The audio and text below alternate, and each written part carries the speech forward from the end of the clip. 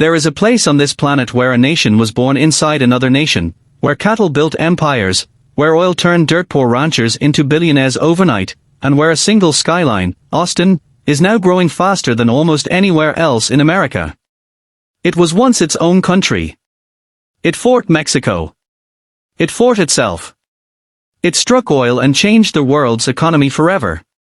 And today, it is pulling companies, billionaires, and dreamers away from California, New York, and beyond. This is not just the story of a state. This is the story of an idea, that bigger is possible, that independence is worth fighting for, and that from dust and blood, an empire can rise. This is the rise of Texas. Long before it was called Texas, this land belonged to dozens of indigenous nations, the Caddo, the Comanche, the Apache, the Karankawa. The very name, Texas, comes from a Caddo word, tejas, meaning friend or ally. For thousands of years, these nations thrived across forests, plains, and coastline. The Comanche, in particular, would go on to become one of the most powerful mounted military forces in North American history, controlling a territory so vast it was later nicknamed Comancheria. Then, in the 1500s, Spanish explorers arrived, chasing rumors of golden cities. They found none. But they claimed the land anyway, for the Spanish crown. Spain built missions across the region, hoping to convert indigenous peoples and hold the frontier against French rivals. One of these missions, built in San Antonio, was called Mission San Antonio de Valero. You will come to know it by another name, the Alamo. For nearly 300 years, this land was a distant, difficult edge of the Spanish Empire, until 1821, when Mexico won its independence from Spain, and Texas became Mexican soil. Mexico had a problem: Texas was empty, dangerous, and hard to defend. So the Mexican government made a fateful decision. It invited American settlers in, hoping they'd develop the land and act as a buffer against raiding tribes. A man named Stephen F. Austin became the first impresario, bringing in the original, old 300 families from the United States. Land was cheap. Opportunity was massive. And Americans came by the thousands. Within a decade, Anglo-American settlers outnumbered Mexican Texans nearly 6-1. Many brought their own culture, their language, their Protestant religion, and, controversially, the institution of slavery, which Mexico had outlawed. Mexico grew nervous. Laws were passed to restrict further American immigration and crack down on slavery. Settlers grew furious. Taxes rose. Trust collapsed. By the 1830s, Texas was a powder keg, a land full of Americans who didn't feel American, ruled by a Mexican government they didn't feel Mexican to. Something had to give. It started with a cannon. In October 1835, Mexican soldiers tried to reclaim a small cannon from the town of Gonzales. The settlers refused, raising a flag that read, "Come and take it." That defiance lit the fuse. The Texas Revolution had begun. Volunteer armies, farmers, frontiersmen, adventurers from across the United States, took up arms. Their goal, independence from Mexico. In February 1836, a Mexican army led by General Antonio López de Santa Anna marched on San Antonio. Inside the old mission, the Alamo, around 200 defenders, including Jim Bowie and Davy Crockett, dug in. For 13 days, they held out against thousands. On March 6, Santa Anna's forces overran the walls. Nearly every defender was killed. It should have been the end. Instead, it became a battle cry. 6 weeks later, General Sam Houston led a much smaller Texian army in a surprise attack on Santa Anna's forces near the San Jacinto River. The battle lasted less than 20 minutes. Santa Anna himself was captured, hiding in the grass in a private soldier's uniform. To save his own life, he signed the treaty that granted Texas its independence. On that day, Texas became something almost no other American state ever was, its own sovereign country. The Republic of Texas. For nearly a decade, Texas existed as an independent republic, its own president, its own currency, its own army, its own flag. Sam Houston became its first president. The new nation struggled, deep in debt, still threatened by Mexico, and surrounded by hostile territory. But it also dreamed big, stretching its claimed borders all the way to the Rio Grande and beyond, into parts of modern-day New Mexico and Colorado. Word of the Republic spread across the US and Europe.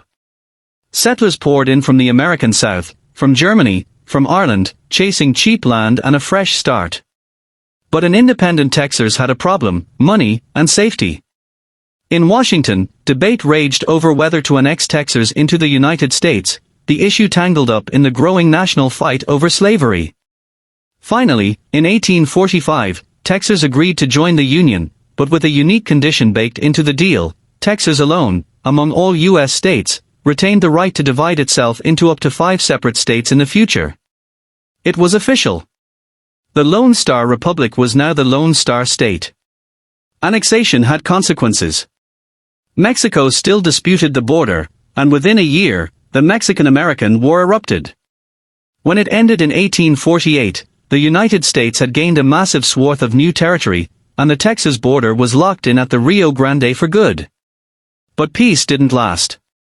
By 1861, as the nation split apart, Texas seceded and joined the Confederacy. Thousands of Texans fought in a war that would end in the Confederacy's defeat, and the abolition of slavery. Reconstruction brought turmoil, but also transformation. Formerly enslaved Texans built new communities and institutions. The state slowly rebuilt its economy, and found a new source of wealth on the open plains: cattle. Millions of longhorns roamed free across Texas grasslands. Enterprising ranchers began driving massive herds north along trails like the Chisholm Trail, selling beef to a hungry, growing nation. The cowboy was born here, not as legend, but as labor. And Texas cattle fed America. Then, on January 10, 1901, everything changed forever. Near Beaumont, Texas, a drilling crew hit something no one expected.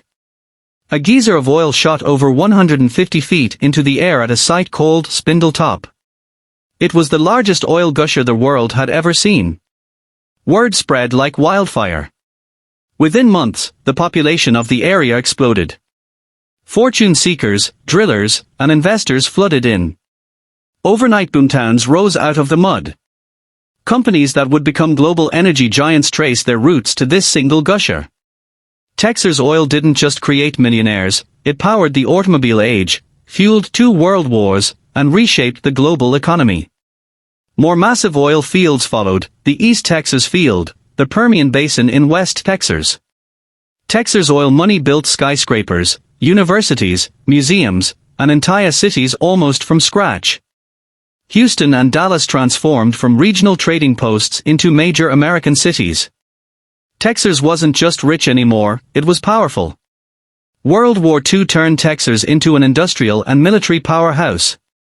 Air bases, shipyards, and factories sprang up across the state, training pilots and building their machinery of war. Then came the space race. In 1961, NASA chose Houston as the home of its manned spacecraft center. It was from Houston's mission control that the words, "The Eagle has landed," were confirmed to the world in 1969. Through the late 20th century, Texas diversified far beyond oil. Banking, aviation, technology, and manufacturing all took root. Dallas, Fort Worth became a business hub. Houston became an energy and medical capital, home to one of the largest medical complexes in the world. And Austin, once a sleepy state capital, began quietly building something else, a technology corridor that insiders started calling Silicon Hills. Over the past 2 decades, something remarkable has happened. Texas has become one of the top destinations for Americans relocating from other states. No state income tax. Lower cost of living. Business-friendly regulation. Massive available land. One by one, major corporations began moving their headquarters to Texas, from California's tech corridor to the East Coast's financial centers. Austin alone has been one of the fastest-growing major cities in the entire United States. Dallas, Fort Worth has added more residents than almost any other metro area in the country. Texas as a whole gains hundreds of thousands of new residents every single year. Today, Texas isn't just an oil state or a cattle state or a cowboy state. It's a tech state, a finance state, a manufacturing state, a space state, the second largest economy of any U.S. state, and if it were its own country, it would rank among the largest economies on Earth. The republic that once stood alone is now, in economic terms, standing taller than almost anywhere else in America. From indigenous nations, to Spanish missions, to a bloody fight for independence, from cattle drives, to oil gushers, to rockets bound for the moon, to a modern economic engine pulling in dreamers from every corner of the country. Texas has never stopped rising. It's a place built on a simple, stubborn belief that independence has to be earned, that bigger is always possible, and that reinvention is not just allowed here, it's expected. The Lone Star still burns. And by every measure, it's only getting brighter. If you enjoyed this journey through the rise of Texas, make sure to subscribe for more deep dives into the states, empires, and stories that built the world we live in today.